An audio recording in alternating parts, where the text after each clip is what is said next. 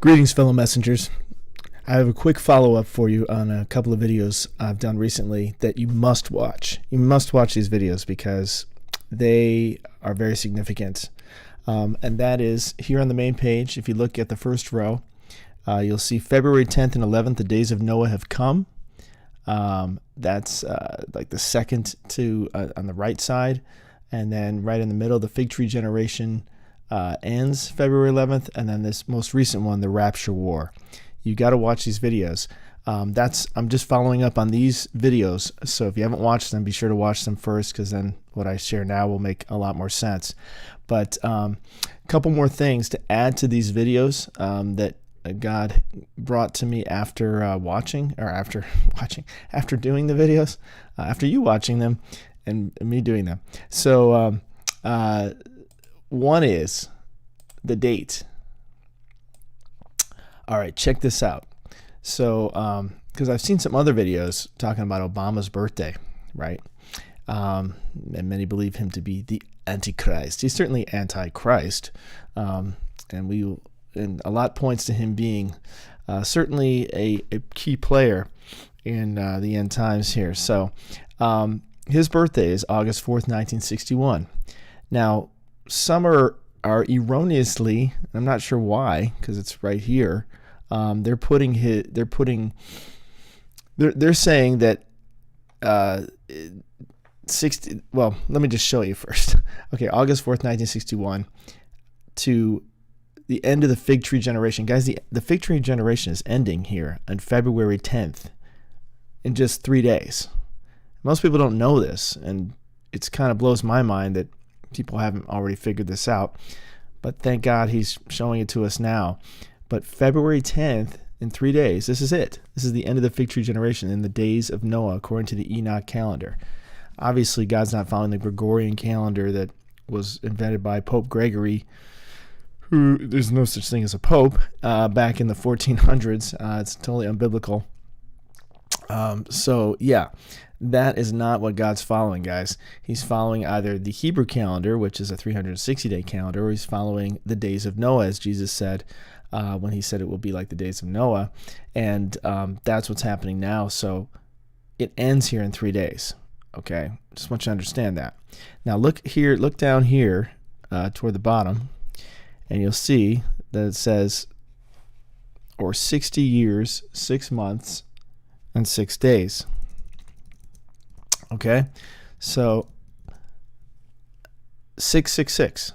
Okay, 666. 60 years, 6 months, and 6 days from Obama's birthday. Now, if you remember, on his recent 60th birthday, he asked people to give him a donation of $600, $60, or $6. So he specifically did the 666 for his birthday, as birthday gifts. You can look that up. But he asked for I think it was $600, $60, or $6 as a donation, or not donation, as a gift, birthday gift, for his most recent birthday, and he turned 60. And on February 10th, same day the fig tree generation ends, it will be 60 years, 6 months, and 6 days from his birthday. Not only that, but also it will be 726 months. And those who are familiar with gematria know that 726 means arpazo, or commonly known as the rapture. 726. So that's pretty cool. There's other videos for some reason that are saying that the 60 years, 6 months, and 6 days is in March. Well, that's obviously wrong. You're looking at the calendar right here. So I don't know where they're getting that number. But that's a miscalculation, because obviously right here you can see it's actually the fig tree generation. What was really cool is I was watching that video, one of those videos that said that, and I thought, really? Is that right?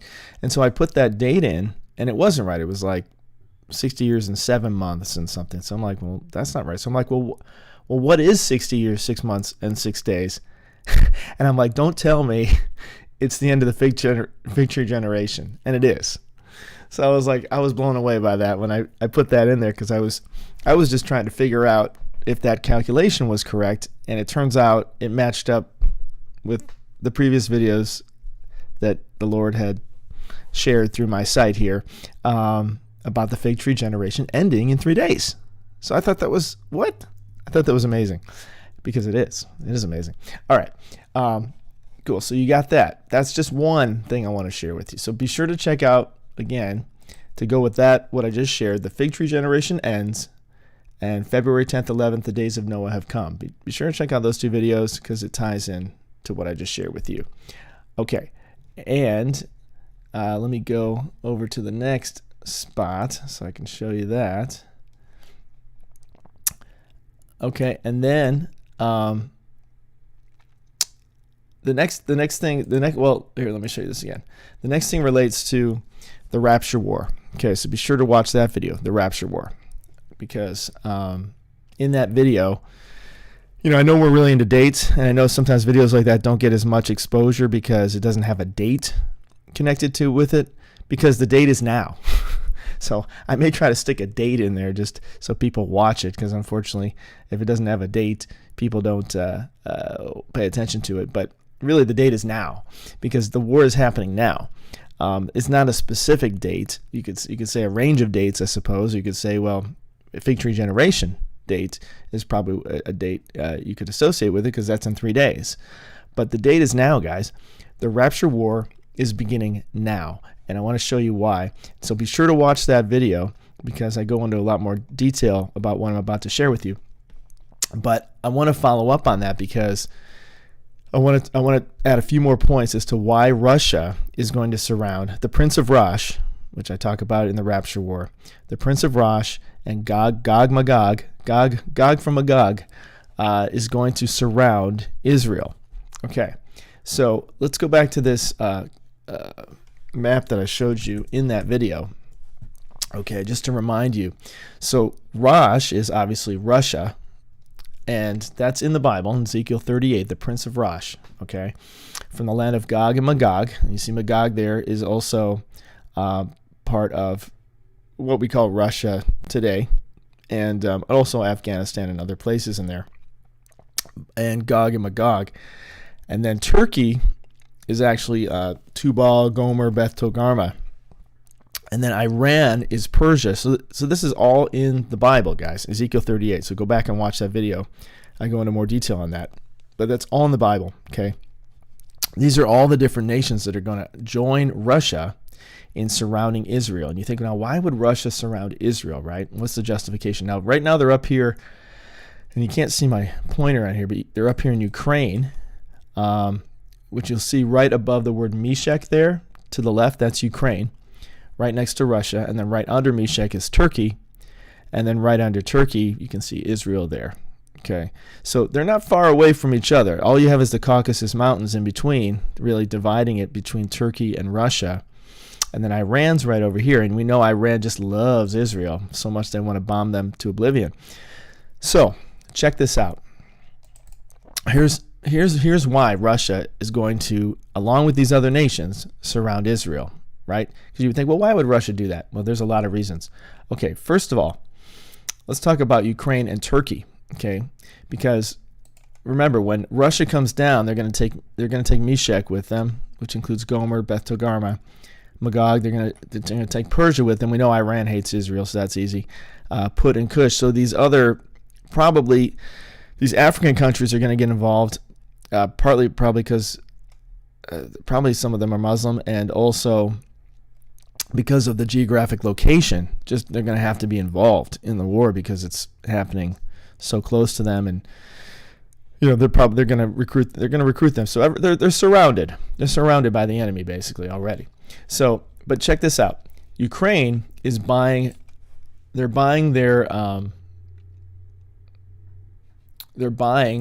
drones from CF Neil's chiming in. Hey CF, what's up, man? Hey, I want to let you know that your comments always get deleted. I think YouTube's always deleting your comments from my videos. So I just want to let you know that. I'm always encouraged by your comments, but I think YouTube keeps deleting them. So it's good to see one that actually has lasted more than 10 seconds. Apocalyptomania is a real thing. Got myself sidetracked for 10 years and have been many others similarly affected. Now looking for the blessed hope of the second coming of our Lord Savior, Jesus Christ. Amen. Yeah, it's a real thing. All right. All right, cool. Well, just want to say hi to you there, and thanks for tuning in. Okay, so let's check this out. And I want to make sure, too, that you guys are hearing me out there. You're definitely hearing me, right? Because sometimes... Yeah, okay, it sounds like you're hearing me. Okay, cool. All right, so I want to talk about why this is going to happen the way it's going to go down. Okay, so we've got the Ukraine is angering Russia because, well, we already know Ukraine is angering Russia, but Turkey is really the one angering Russia, okay, because Ukraine is buying drones from Turkey. Okay, Turkey, as we know, is Beth Togarmah, Meshech, Gomer, etc., right, as we saw in this picture here, right? That's Turkey, the yellow one right there. So Ukraine is buying their drones to fight against Russia from Turkey. Well, now that makes Turkey an enemy of Russia, right?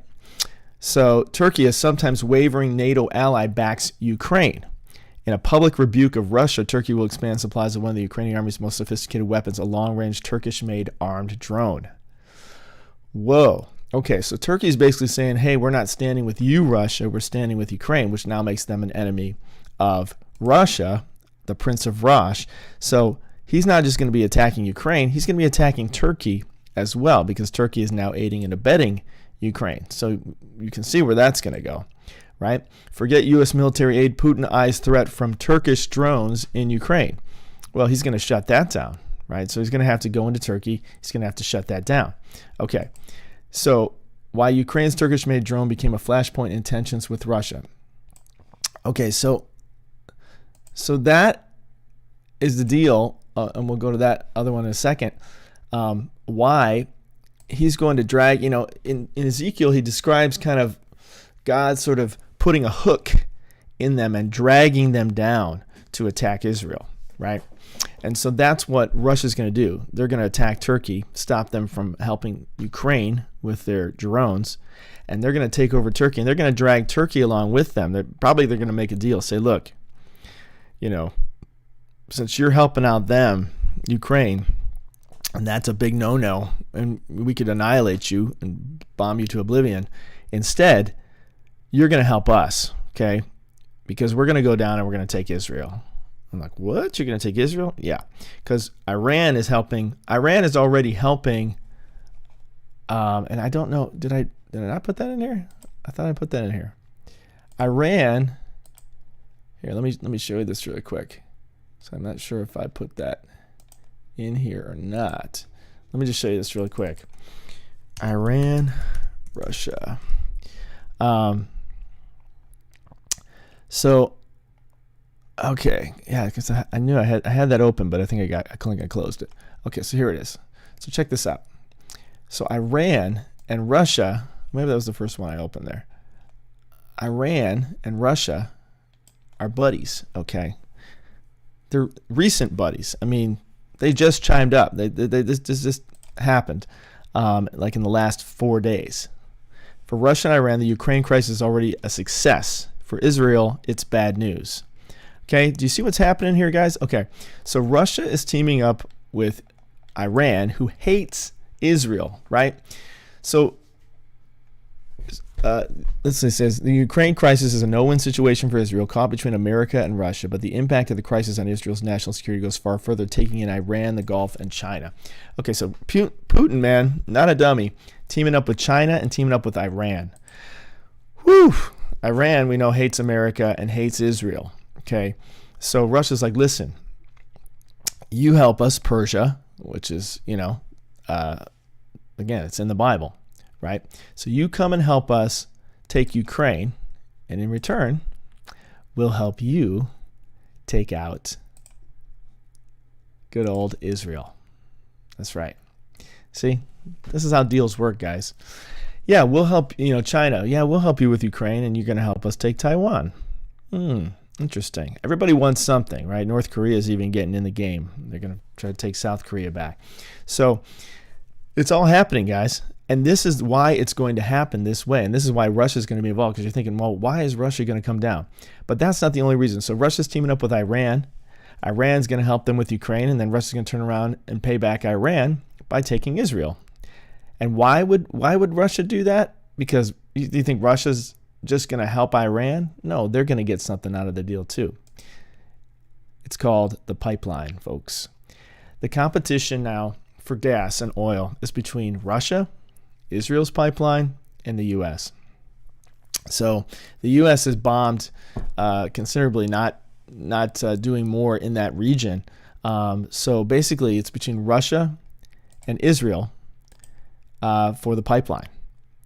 So there's a lot of motivation here, and there's a lot of alliances going on here that line up to them all coming together, surrounding Israel, as talked about in Ezekiel 38, as Jesus talked about in Matthew 24, and specifically Luke 21, where he talks about the army surrounding Jerusalem.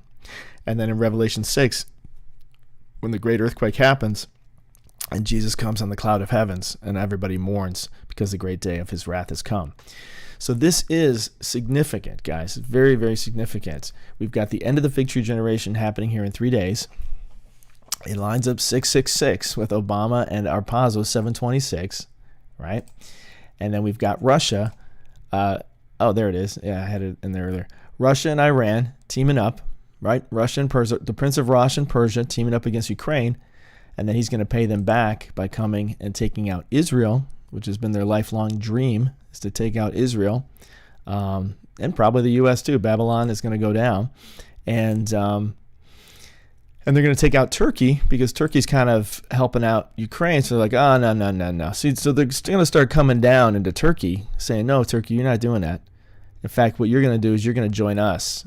And here's how it's going to go down, right? Instead of us, if you still want your country, Turkey, then you're going to help us take Israel, right? So Prince of Rosh is going to kind of back all this to kind of help all these Muslim nations surround Israel, as they already are surrounding Israel, and they're going to help to take it out.